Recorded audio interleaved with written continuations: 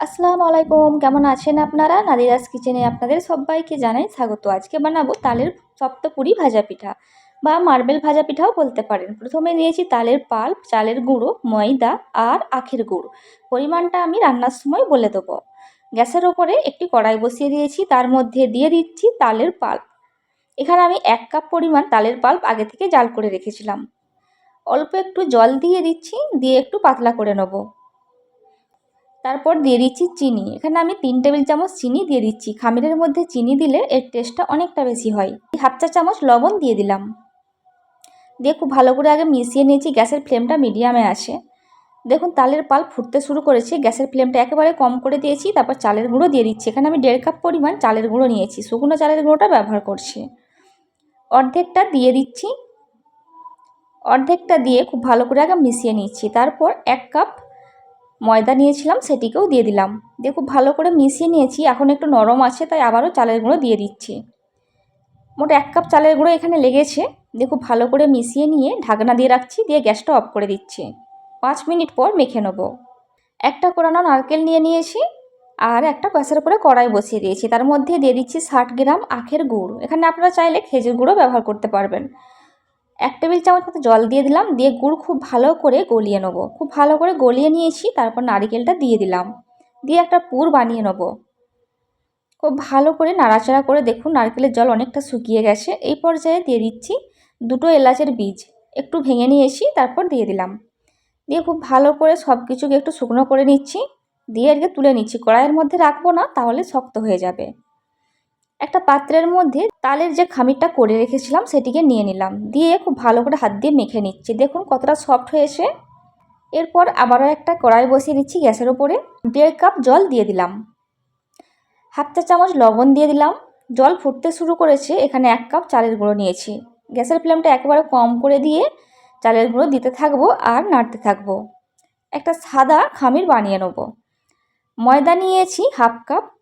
ময়দাটিকেও দিয়ে দিলাম। দিয়ে খুব ভালো করে মিশিয়ে নেব। একটু নরম মনে হচ্ছে, সেই জন্য আবারও একটু চালের গুঁড়ো দিয়ে দিচ্ছি। 1 কাপের একটু কম চালের গুঁড়ো এখানে লেগেছে। দিয়ে সব কিছুকে খুব ভালো করে মিশিয়ে নিয়েছি। ঢেকে রাখছি 5 মিনিটের জন্য। তারপর ঠান্ডা করে মেখে নেব। দুটো খামিরই মেখে নেওয়া হয়ে গেছে আর দেখতে ঠিক এইরকম হয়েছে। এইবার তালের খামিরটা নিয়ে নিয়েছি আর তার মধ্যে অরেঞ্জ ফুড কালার দিয়ে দিচ্ছি। অল্প একটু দিয়ে খুব ভালো করে মেখে নিচ্ছি। এটা সম্পূর্ণ অপশনাল, চাইলে নাও করতে পারেন। তারপর এক লম্বা শেপ দিয়ে 3টা লেচি কেটে নিচ্ছি। এখানে আমি 3টা রুটি বানিয়ে নেব। একটা লেচি নিয়ে নিয়েছি, তারপর একটা রুটি বানিয়ে নিচ্ছি। দেখুন রুটি বেলা হয়ে গেছে। এইবার একটা ছুরির সাহায্যে সাইড থেকে একটু করে সমান করে দিচ্ছি। রুটির লেন্থ হয়েছে ঠিক এই রকম। এরকম মোটা করে রুটি বেলে নিয়েছি। সাদা রুটিও একটা বেলে নিয়েছি। তারপর এটিকেও একই মাপে কেটে নিচ্ছি। এইভাবে 6টা রুটি বেলে নিয়েছি, 3টা সাদা আর 3টা তালের রুটি। 6টাকে আমি কেটে নিয়েছি। এরপর সাইড থেকে কেটে নেওয়া তালের খামির থেকে একটা ছোট রুটি বেলে নিচ্ছি। একটু পাতলা করে বেলে নেব। তারপর কুকি কাটার দিয়ে এভাবে কেটে নিচ্ছি। আপনারা চাইলে বোতলের ঢাকনা দিয়েও এটি কেটে নিতে পারেন। দিয়ে কয়েকটা স্টার শেপ করে নিচ্ছি। এটা আমি পরে কাজে লাগাবো। এরপর একটা তালের রুটি নিয়ে নিলাম। তার উপর থেকে একটা সাদা রুটি দিয়ে দিচ্ছি। ওপরে আবার একটি তালের রুটি দিলাম। তারপর একটু সমান করে বেলে নিচ্ছি। এরপরে একটু রোলের শেপ দিয়ে নিচ্ছি। একটু চেপে চেপে রোলের শেপ দিয়ে নেব। আপনারা দেখেই বুঝতে পারছেন আমি কিভাবে করছি। তারপর একটু জল লাগিয়ে দিচ্ছি। তারপর এটিকে লক করে দিচ্ছি।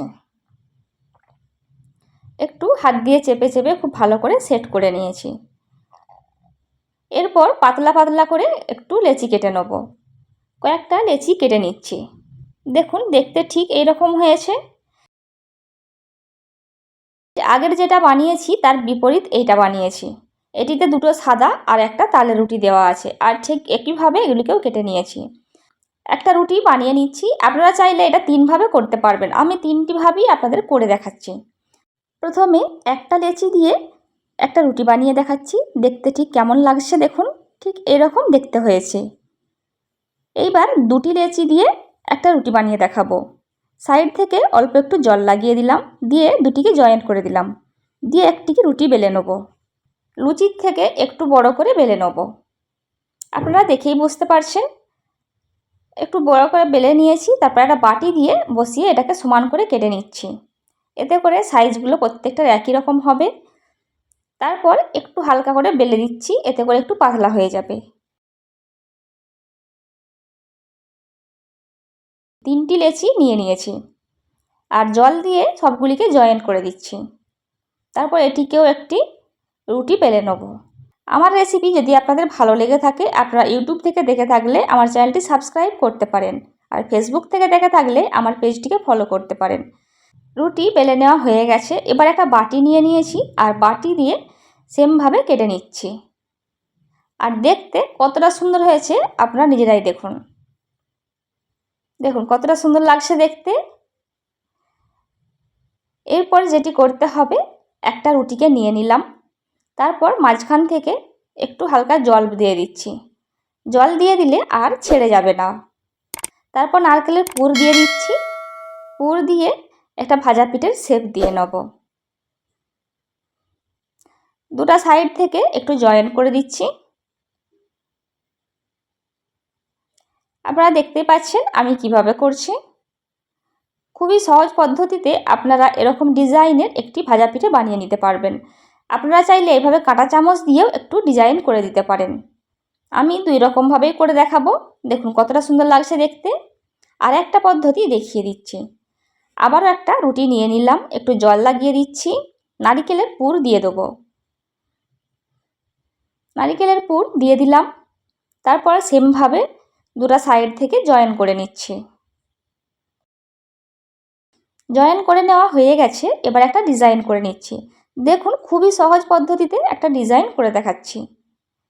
আপনারা আপনাদের পছন্দ মতো ডিজাইন করে নিতে পারেন। আমার রেসিপি আপনাদের কেমন লেগেছে অবশ্যই কমেন্ট করে জানাবেন। ভালো লাগলে অবশ্যই একটু লাইক দিতে পারেন। সম্ভব হলে আত্মীয় পরিজনদের মধ্যে শেয়ার করতে পারেন। ডিজাইন করা হয়ে গেছে। এবার একটা ফুল তৈরি করে নেব। কুকি কাটার দিয়ে যেগুলিকে কেটে রেখেছিলাম সেগুলিকে হাতের সাহায্যে এভাবে একটা ফুল তৈরি করে নিলাম। আপনারা আপনাদের পছন্দ মতো ফুল তৈরি করে নিতে পারেন। একটু জল লাগিয়ে দিয়েছি, তারপর এভাবে বসিয়ে দিচ্ছি। এরপর সাদা লেচি থেকে অল্প একটু নিয়ে একটা মুক্তোর শেপ দিয়ে নিচ্ছি, দিয়ে সেটিকেও একটু জল লাগিয়ে বসিয়ে দিচ্ছি। দেখুন কতটা সুন্দর লাগছে দেখতে। সবগুলিকে এইভাবে বানিয়ে নিয়েছি। তারপর আপনাদের দেখিয়ে দিচ্ছি। সবগুলো বানানো হয়ে গেছে আর দেখতে ঠিক এই রকম হয়েছে। এরপর গ্যাসের ওপরে একটি কড়াই বসিয়ে দিয়েছি। কড়াইটাকে খুব ভালো করে গরম করে নিয়েছি। তারপর দিয়ে দিচ্ছি সাদা তেল, বেশ কিছুটা দিয়ে দিলাম। তেল ভালো করে গরম করে নিয়েছি। গ্যাসের ফ্লেমটা মিডিয়ামে রেখে একটা পিঠা দিয়ে দিলাম। প্রথম ব্যাচে আমি 2টা পিঠা একসাথে ভেজেছিলাম, এখন একটা পিঠা ভেজে দেখাচ্ছি। দিয়ে ওপর থেকে একটু তেল ছিটিয়ে দিচ্ছি। এইভাবে ওপরটাও ভাজা হয়ে যাবে। মিডিয়াম ফ্লেমে 2 মিনিট মতো ভেজে নিয়েছি। তারপর এগুলিকে তুলে নিচ্ছি। এইভাবে সবগুলিকে ভেজে নিয়েছি আর দেখতে ঠিক এই রকম হয়েছে। দেখুন কতটা সুন্দর লাগছে দেখতে। একটা ভেঙে দেখাচ্ছি। এই রেসিপিটি খেতে হয়েছিল অনেকটা মজার আর দেখতে হয়েছিল তার থেকে অনেক বেশি সুন্দর। বাড়িতে এইভাবে একবার হলেও বানাবেন, আশা করছি আপনাদের খুবই ভালো লাগবে।